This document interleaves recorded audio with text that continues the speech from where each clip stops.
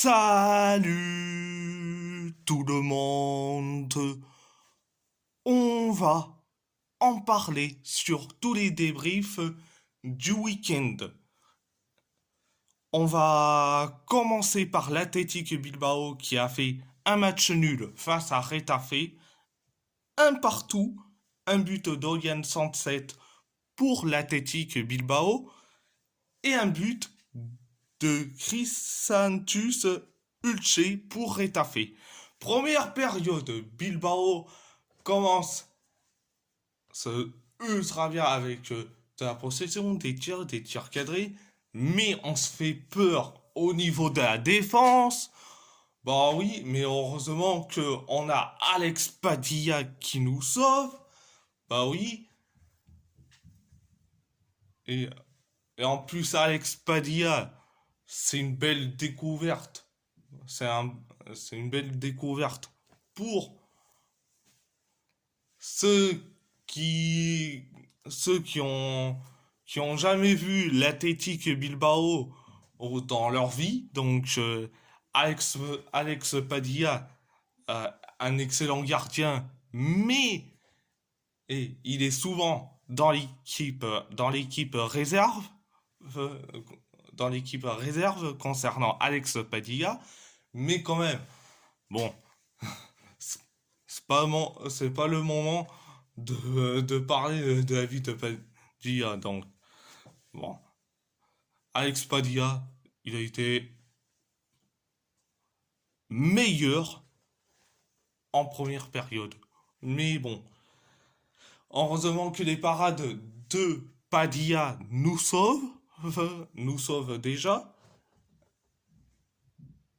Et, un, et en plus, un truc qui nous rend heureux, c'est le but d'Oyen 107. Oyen 107 qui a inscrit un but, un golasso mémorable.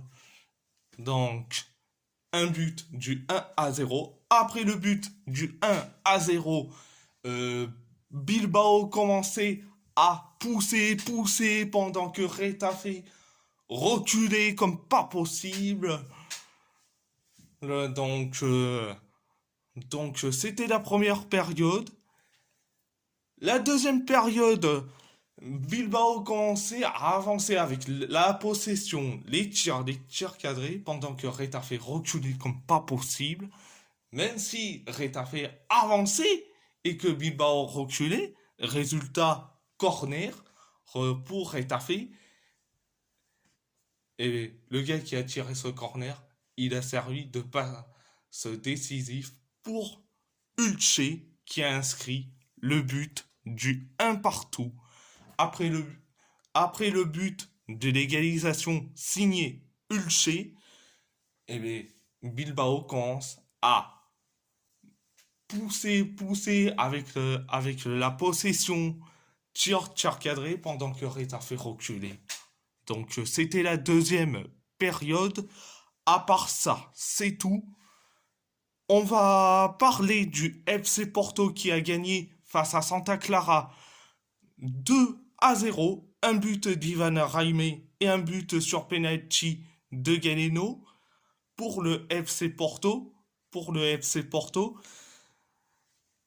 Un carton rouge d'Adriano pour Santa Clara.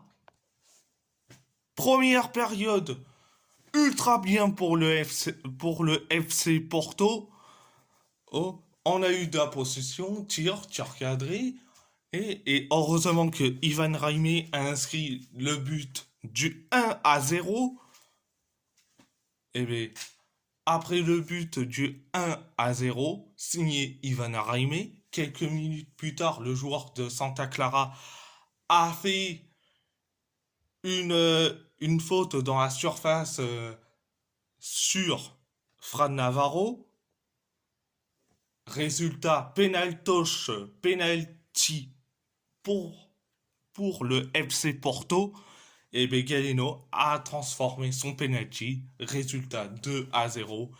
Après le but du 2-0, Porto commence à pousser. Et pendant que Santa Clara commence à reculer comme pas possible. C'était la première période. La deuxième période.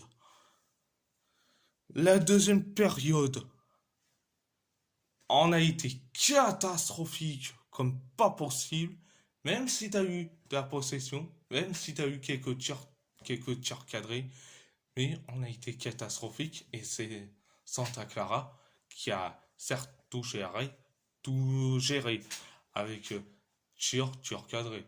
Et en plus, Monsieur Adriano qui a fait une semelle sur Alan Varela.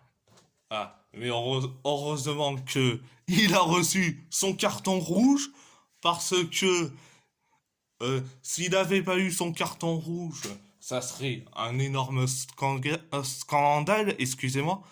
Donc, au départ, l'arbitre l'a mis un carton jaune. Je me suis dit que c'était un vrai scandale. Mais l'arbitre a consulté la VAR, et les résultats, il a eu carrément le carton jaune, le carton rouge. Eh bien, merci beaucoup l'arbitre de l'avoir mis le carton rouge, parce que si t'avais pas mis le carton rouge, on aurait dû crier au scandale. Donc après le carton rouge d'Adriano pour Santa Clara, eh bien, on commence à être catastrophique. Même à 11 contre 10, on, on est catastrophique. C'était la deuxième période. La deuxième période. À part ça, c'est tout. On va parler de Galatasaray. Galatasaray qui a gagné face à Konyaspor 2-1. Un but de Ogul Khan Olgun pour Konyaspor.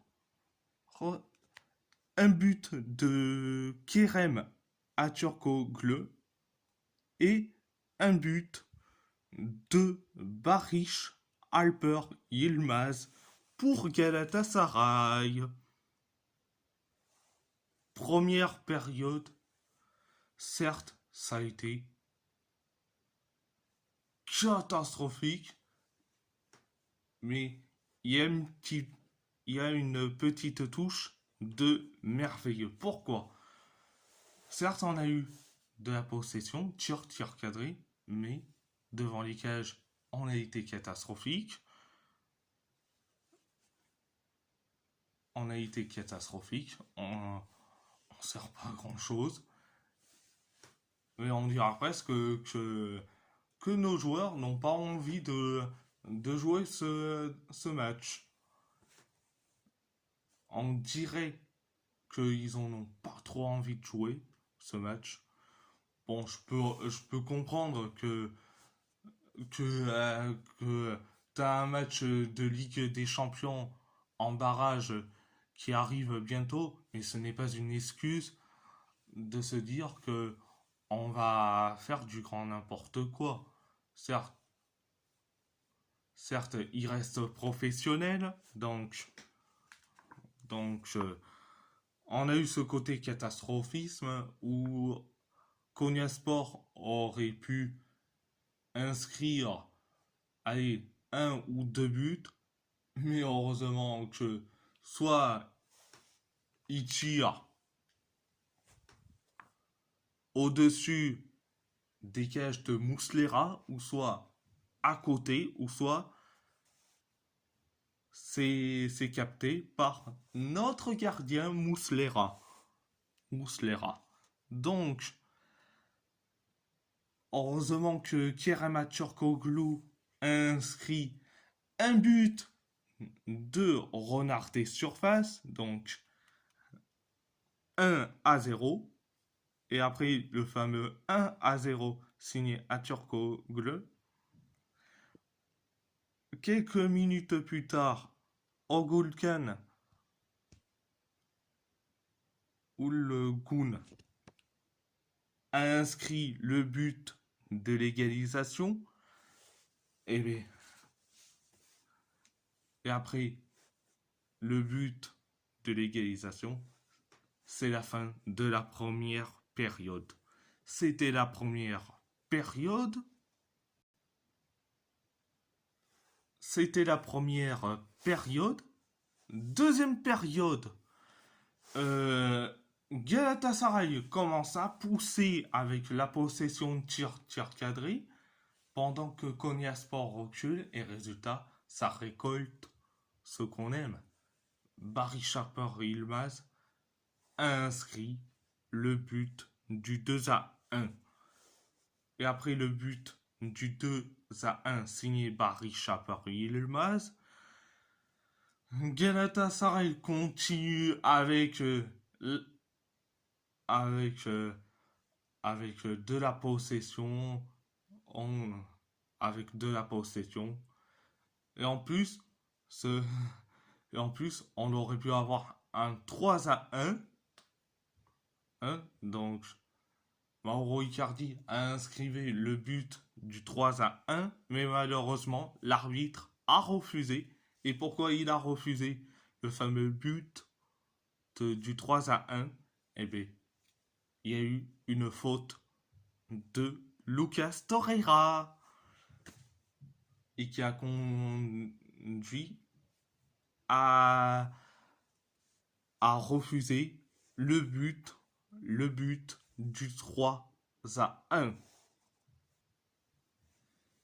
Et après, on commence avec la possession, tir cadré, que ce soit pour nous, mais pour Konya Sport, c'était soit des tirs à côté, ou soit c'est des tirs mais captés par Mouslera. Donc, c'était la deuxième période.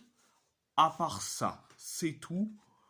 On va parler du PSG qui a gagné face au Havre 4-1. Un but de Kangin Lee, un but d'Ousmane Dembélé, un but de Bradley Barcola et un but de Randal Colomwani sur penalty pour le PSG et un but de Gauthier Loris. Pour le Havre, première période. 3 minutes après le coup d'envoi de la première période, Kangin Lee a inscrit le but du 1-0 pour le PSG. Et après le but du 1-0 signé Kangin Lee, on commence avec la possession, quelques tirs, des tirs cadrés, mais malheureusement, Gonzalo Ramos est sorti sur blessure. Personnellement, ça me fait chier, vu que en sélection, vu que dans quelques semaines, tu auras Roberto Martinez qui va faire sa liste, et quand on va faire sans Gonzalo Ramos, ceux qui se blessent, et surtout, on a Gonzalo Ramos blessé, Chermiti blessé, et on va se taper Ronaldo, et surtout un autre avant-centre. Bon, mais franchement, c'est pas possible. Bon, ce n'est pas le moment de parler de la sélection portugaise, on parle du PSG, donc certes, Gonzalo Ramos est sorti sur blessure, qui est remplacé par Randal Colomwani. Donc, après la sortie de Gonzalo Ramos pour faire rentrer Randal Colomwani, on a eu des tirs cadrés pour nous en général. Donc, c'était la première période, mais la deuxième période, ça a été ultra bien. ça a été ultra bien, je trouve. Certes, à 3 minutes après et le coup d'envoi de la deuxième période, eh bien, coup franc pour le Havre. Eh bien, c'est un gars qui a fait une passe à Gauthier Loris, et Gauthier Loris, le frère de Hugo Loris, eh bien, Gauthier a décidé de marquer. Et bien, résultat, on encaisse le but de l'égalisation. Et bien, résultat, un partout. Après le but de l'égalisation, on voyait que le PSG commençait à pousser et le Havre reculait. Et même si le Havre a commencé à pousser avec Casimir, qui a certes a inscrit le but du 2-1 pour le Havre, mais malheureusement refusé pour une main. Donc on reste sur un partout. Et bien, nos Parisiens commencent à pousser pendant que le Havre commençait à reculer comme pas possible. Et bien, eh bien, Ousmane Dembélé inscrit un but, même pas n'importe quel but, s'il vous plaît, un but de la tête. Je dis franchement, un but de la tête, franchement. Oh. Et c'était le but du 2-1 pour le PSG. Et après le but du 2-1 signé Dembélé, 2 minutes plus tard, Bradley Barcola nous a fait, allez, une Thierry Henry ou une Nico Williams, mais en mode merveilleux. Et oui, Bradley Barcola a inscrit un très beau but, le but du 3-1. Et après le but du 3-1, résultat, quelques minutes plus tard, Gauthier Loris, le même buteur et surtout le frère d'Hugo Loris, a décidé de faire faute sur Colomoni. Résultat, après je sais pas si c'est Colomoni ou Dembélé, vous me dites en commentaire, mais résultat, penalty, euh, Randall Colomoni a inscrit un but sur penalty et après le but sur penalty du 4-1. Fin de la deuxième période. C'était la deuxième période.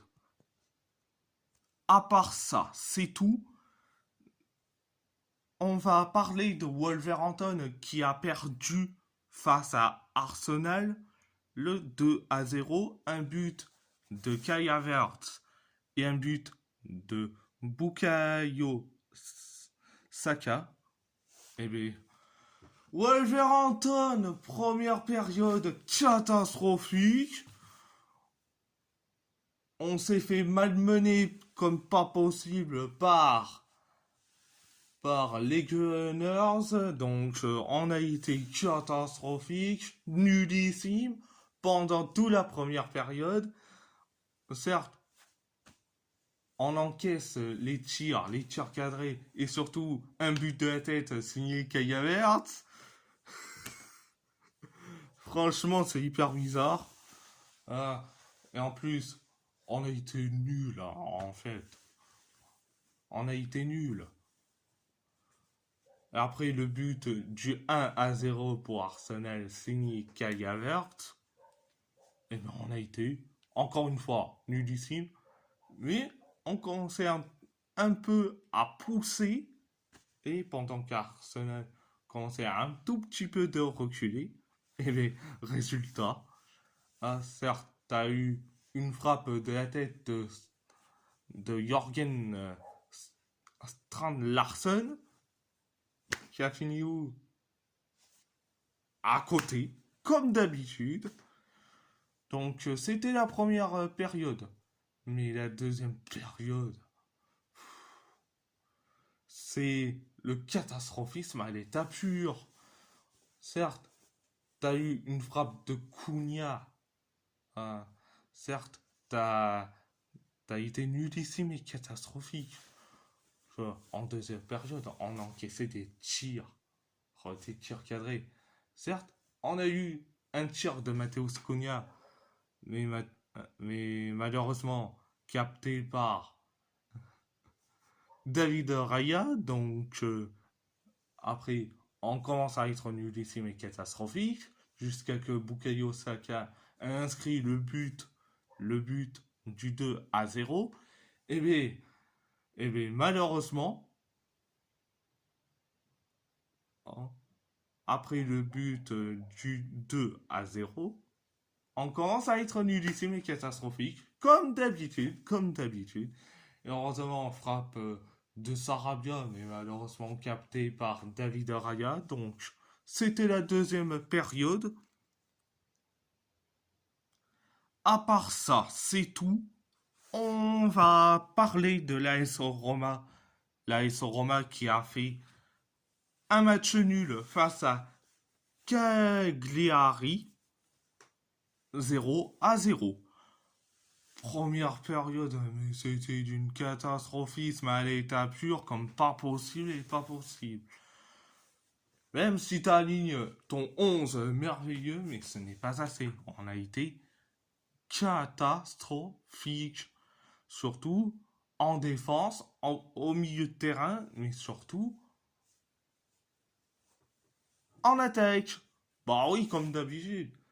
Euh, Même si on pousse et que Caligari recule, avec tir cadré et s'auto de la possession, même malgré que Caligari